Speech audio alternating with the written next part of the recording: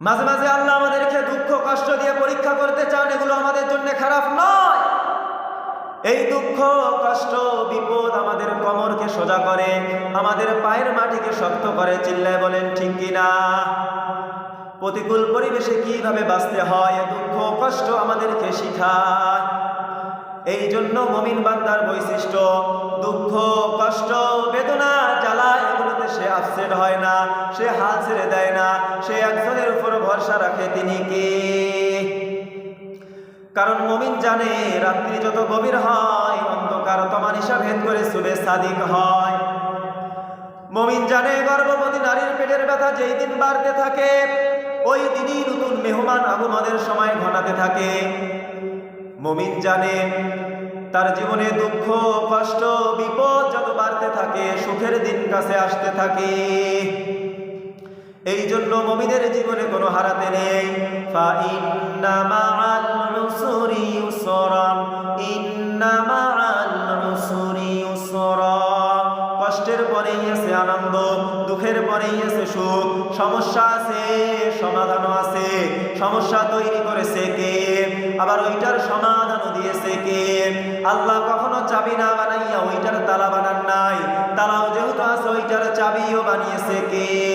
মা আনজালাল্লাহু দানান ইল্লা আনজালাল্লাহু লাহু শিফা। এমন কোন রোগ আল্লাহ পৃথিবীতে পাঠান নাই যার ওষুধ বানান নাই। এমন কোন রোগ আল্লাহ দুনিয়ায় নাজিল করেন নাই যার চিকিৎসা বানান নাই। হয়তো আবিষ্কার হয় নাই, বলতে পারেন হুজুর ক্যান্সার, ক্যান্সারের তো নাই অ্যান্সার। বৈজ্ঞানিকরা গবেষণা করে বলতেছে ক্যান্সারের অ্যান্সার এখন আবিষ্কার হইতেছে, কিছু কিছু জায়গায় হয়েও গেছে। তারাবির নামাজ আদায় করতে গিয়ে কোমরে ব্যথা, হাঁটুতে ব্যথা, 20 রাকাত তারাবির নামাজ শেষ করে যখন মসজিদ থেকে বের হওয়ার আনন্দ আছে না নাই? পরীক্ষার জন্য কয়েক মাস কষ্ট করে প্রিপারেশন দিলেন, ফলাফল যখন ভালো হয় মনের মধ্যে আনন্দ আছে না নাই? সারাদিন কষ্ট করে রোজা রাখলেন, পানির তৃষ্ণায় গলাটা ফেটে যায়, সন্ধ্যায় যখন মুখে পানি দেন আনন্দ আছে না নাই? ফা ইন্না মাআল উসরি ইউসরান, ইন্না মাআল উসরি ইউসরা। আল্লাহ আল্লাহ নবী কষ্টের অল্প কিছুদিন মক্কায় মদিনায় আনন্দের দিন অপেক্ষা করতেছে। কষ্টের পরেই আছে আনন্দ, দুঃখের পরেই আছে সুখ। এজন্য আমরা যত বড়ই বিপদে পড়ি না কেন, যত বড়ই মুসিবতে পড়ি না কেন, যত বড়ই কষ্টে পড়ি না কেন, সব সময় একজনের উপরে তাওয়াক্কুল করব, একজনের উপর ভরসা রাখবো। তিনি কে? বিশ্বনবী বলেন লিকুল্লি নাবিয়্যিন দাওয়া মুস্তাজাবা। এই দুনিয়ায় সব নবীদের একটা করে মুস্তাজাবুদ দাওয়া আছে। আল্লাহ বলেছে নবী একটা করে স্পেশাল দোয়া করার সুযোগ পাবা, দোয়াটা করা মাত্রই কবুল করে নিব।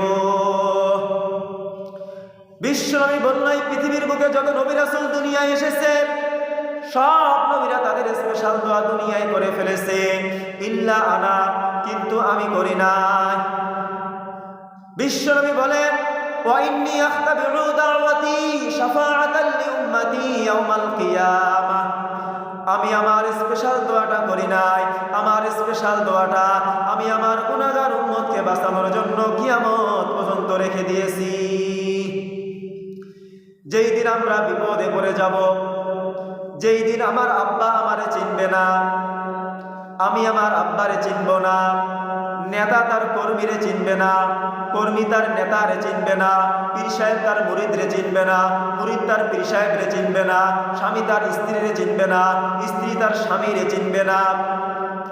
নবী থেকে শুরু করে, ওলি থেকে শুরু করে, শহীদ থেকে শুরু করে সবাই মুখে একটা জিকির, ইয়া নাফসি ইয়া নাফসি ইয়া নাফসি। আকাশের সূর্যটা যেই দিন মাথার কাছে চলে আসবে জমিনটা তামার জমিন হয়ে যাবে। সূর্যের তাপে মাথার মগজগুলো ভাতের মারের মতো গলে গলে কানের ছিদ্র নাকের ছিদ্র দিয়ে টপ টপ করে বেয়ে বেয়ে নিচে পড়বে। ওই দিন কেউ কাউকে চিনবে না। বিশ্বনবী বলবে ওই দোয়াটা আমি দুনিয়ায় করি নাই। আমি বদরের যুদ্ধে মাইর খেয়েছি, আমি উহুদের যুদ্ধে দাঁত ভেঙেছি, আমি না খেয়ে পেটে পাথর বেঁধেছি। ওই দিন যদি দোয়াটা করতাম আল্লাহ কবুল করে নিত, জান্নাতে খাবার দিয়ে দিত, আমারে মার খাওয়া লাগতো না। তাইফের ময়দানে আমার রক্ত ঝরতো না, দোয়া করলেই কবুল, আমি দোয়া করি নাই। ওই দোয়াটা আমার জন্য, আপনার জন্য, আমাদের জন্য বিশ্বনবী জমা রেখে দিয়েছে। এই জন্য বিশ্বনবীর চিন্তার আমাদের চিন্তায় এক চিন্তা না, বিশ্বনবীর পুরো উম্মতের চিন্তা। কিয়ামত পর্যন্ত যত মানুষ আসবে সবাই আমার উম্মত, না জানি তাদের নসিবে কি হয়ে যায়। এই চিন্তার বোঝা বিশ্বনবীকে কাবু করে ফেলেছিল। আল্লাহ বলল, নবী নো টেনশন, আপনার চিন্তার বোঝা আপনার পিঠ থেকে আমি আল্লাহ নিজ দায়িত্বে সরিয়ে নিলাম। আলাম নাশরাহ লাকা সাদরাকা ওয়া ওয়াদা'না আনকা ওয়িসরাক আল্লাযী আনকাদা যাহরাক। যেই চিন্তার বোঝা আপনারে কষ্ট দেয়, যেই চিন্তার বোঝা আপনারে প্রেশান করে তুলে, আপনার পিঠ থেকে ওই চিন্তার বোঝা নবী আমি সরিয়ে নিলাম। কি দিয়ে সরিয়ে নিল? কোরআনের আলো দিয়ে। আওয়াজ তুলে বলো, কি দিয়ে? বিশ্বনবী মক্কায় দেখতেন মুক্তির পূজা হয়, আল্লাহর ঘরের ভিতরে 360টা মুক্তির পূজা। বিশ্বনবী দেখতে পেলেন দুর্বলের উপর সবলের অত্যাচার, বিশ্বনবী দেখতে পেলেন নারীদেরকে অত্যাচার করা হয়। কন্যা সন্তান হলে বাবা তার মেয়েটাকে নিয়ে জঙ্গলের ভিতরে ঢুকে কিংবা মরুভূমির ভিতরে যে জীবিত দাফন করে দেয়। ওয়াইদাল মাউউদাতু সুইলাত ওয়াদুল বানাত। বিশ্বনবী এগুলো দেখতেন চারপাশে, দেখে এই পথহারা জাতিকে কিভাবে উদ্ধার করবেন, কি দিয়ে উদ্ধার করবেন, এই টেনশনে বিশ্বনবীর পিঠ বাঁকা হয়ে গেছে, উপমা বাঁকা হয়ে গেছে।